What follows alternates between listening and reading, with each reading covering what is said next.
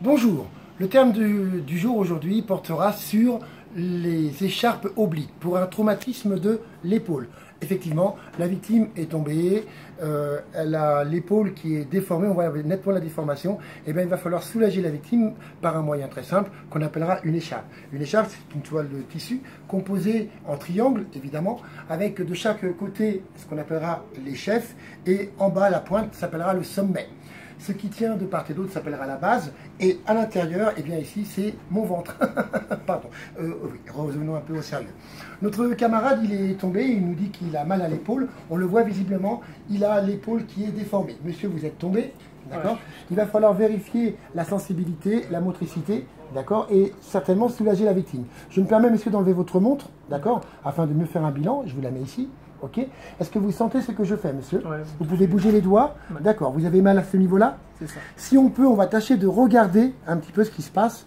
Et effectivement, on a ici un petit hématome. Ne sachant pas si c'est une fracture, une luxation, un déboîtement, eh bien, il va falloir donc faire un bilan pour aller à l'hôpital et faire une radio. D'accord? De fait, en attendant, et pour le transport à l'hôpital, je vais donc essayer de soulager la victime au moyen d'une écharpe qu'on appellera une écharpe oblique.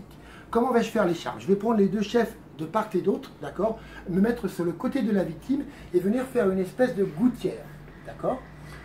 Rejoignant mes deux chefs, je vais donc demander à la victime d'enlever sa main qui est en bas et de venir la poser, voilà, en faisant attention de ne pas mobiliser le membre traumatisé, d'accord. Ensuite, rejoignant les deux chefs, eh bien, je vais faire un nœud pour venir bloquer cette écharpe oblique.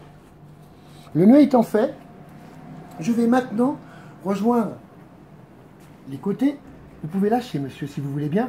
Et par le sommet, rappelez-vous le sommet qui est toujours basé au niveau du coude, eh bien, je vais faire une espèce de petit tourniquet de yo-yo, d'accord, que je vais rentrer à l'intérieur de l'écharpe et qui va être bloqué par le support du coude de la victime.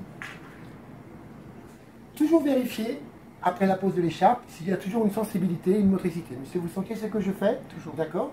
Vous pouvez bouger les doigts. Ok. Je vais en même temps peut-être vérifier s'il y a un temps de recoloration cutanée inférieur à 3 secondes. D'accord. Et comme vous pouvez le constater, ici, au niveau de la coiffe des rotateurs derrière, eh bien, je n'ai pas contraint l'omoplate, parce que l'omoplate fera partie de l'épaule. Voilà. Ma victime étant maintenant soulagé, vous êtes soulagé, monsieur? Vous sentez moins, d'accord. Eh bien, je vais pouvoir faire un bilan complet, à savoir un pouls, une ventile, donner les circonstances du traumatisme de la victime. Elle est tombée de quelle hauteur? Comment cela s'est passé? Je passe mon bilan à la coordination médicale qui lui me dira, eh bien, soit il envoie les pompiers pour venir récupérer la victime et aller à l'hôpital faire une radio, soit laisser la victime aller elle-même à l'hôpital. En aucun cas, vous ne devez faire comme l'arme fatale, remettre votre épaule. Pourquoi? Vous risquez de coincer un nerf et d'aggraver la lésion. Voilà. On est donc sur une écharpe oblique, principalement faite pour les traumatismes de l'épaule.